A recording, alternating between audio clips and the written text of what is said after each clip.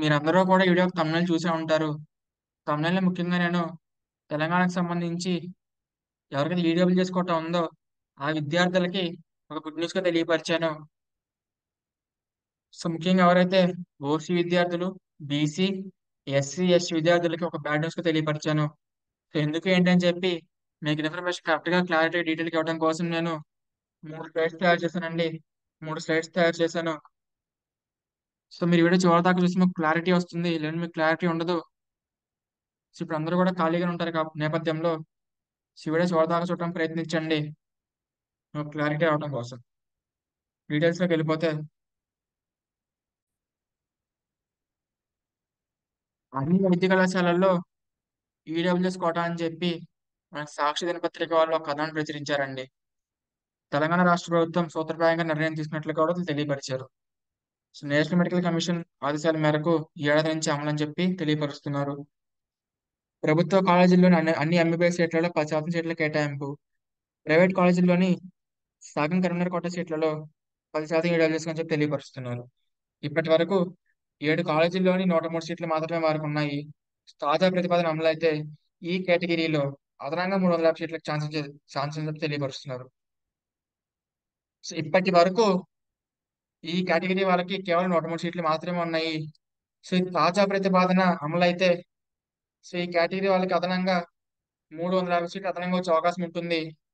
తద్వారా మొత్తం మీద ఈ కేటగిరీ వారికి 453 సీట్ల దాకా ఈ ఏడాది ఫిల్అప్ అయ్యే ఛాన్స్ ఉంటుంది. సో మీకు అర్థమైందని అనుకుంటున్నాను. సో ఇప్పటిదాకా 103 సీట్స్ ఫిల్అప్ అవుతున్నారు ఈడబ్ల్యూఎస్ కేటగిరీ ఉన్న విద్యార్థులకి. సో అదనంగా ఈ తాజా ప్రతిపాదన అమలైతే అదనంగా 350 సీట్లు యాడ్ అవుతాయండి. అదనంగా 350 సీట్లు యాడ్ అవుతాయి.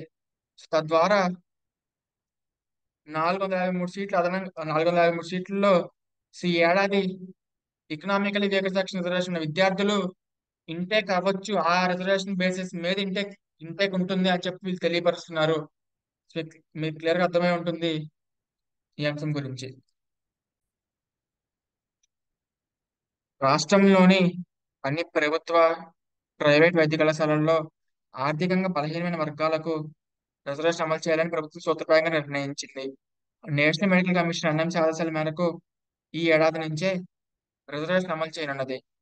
ప్రభుత్వ మెడికల్ కాలేజీల్లోని అన్ని సీట్లలో 10% సీట్లు, అలాగే ప్రైవేట్ మెడికల్ కాలేజెస్ లోని మైనారిటీ కాలేజీలు మినహా సగం కరీంనగర్ కోటాల సీట్లను 10% ఈడబ్ల్యూఎస్ రిజర్వేషన్ కేటాయించినట్లుగా తెలియపరిచారు.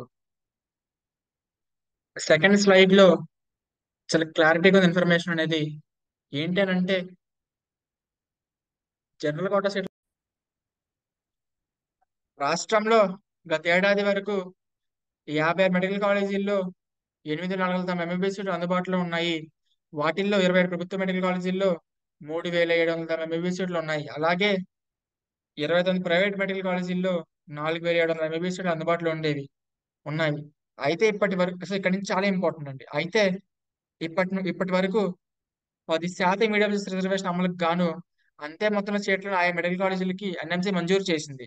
దీనివల్ల ఇతర రిజర్వేషన్ కేటగిరీ విద్యార్థులకు కానీ, జనరల్ కేటగిరీ కోటా సీట్లకు కానీ కోత పడేది కాదు.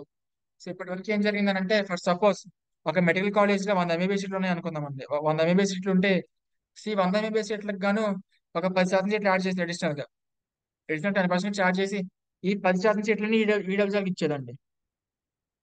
సో ఈ 10% సీట్స్ ని ఎకనామికల్లీ వేగర్ సెక్షన్ వాళ్ళకి ఇచ్చేది ఇప్పటివరకు జరిగింది ఇది. ఈ పద్ధతిలో జరిగింది. అది కూడా ఓన్లీ గవర్నమెంట్ లో ఉండే ఇప్పటిదాకా. సిఏ నుంచి ప్రైవేట్ వాటిలో కూడా ఇస్తున్నారు అని చెప్పి తెలియపరిచారు. సో కానీ తాజాగా ఎన్ఎంసీ అదనపు సీట్లు మంజూరు చేయడం కుదరదని, ఉన్న సీట్లను ఈడబ్ల్యూఎస్ రిజర్వేషన్ అమలు చేయాలని చెప్పి ఆదేశించింది. అయితే బీసీ, ఎస్సీ, ఎస్టీ రిజర్వేషన్లలో అలాంటి కోత ఉండదని అంటున్నారు. అయితే అంటే జనరల్ కేటగిరీ సీట్లకు కోత పెట్టి వాటిని ఈడబ్ల్యూఎస్ రిజర్వేషన్ కి కేటాయిస్తారని చెప్పి తెలియపరిచారు. సో క్లారిటీగా మెన్షన్ చేశారండి. అంటే జనరల్ కేటగిరీ సీట్లకు కోత పెట్టి వాటిని ఈడబ్ల్యూఎస్ కోటకి రిజర్వేషన్ కేటాయిస్తారని చెప్పి తెలియపరిచారు. అలాగని తమకు నష్టం జరుగుతుందని ఎస్సీ, ఎస్టీ, బీసీ విద్యార్థులు అంటున్నారు. ఎందుకంటున్నారంటే,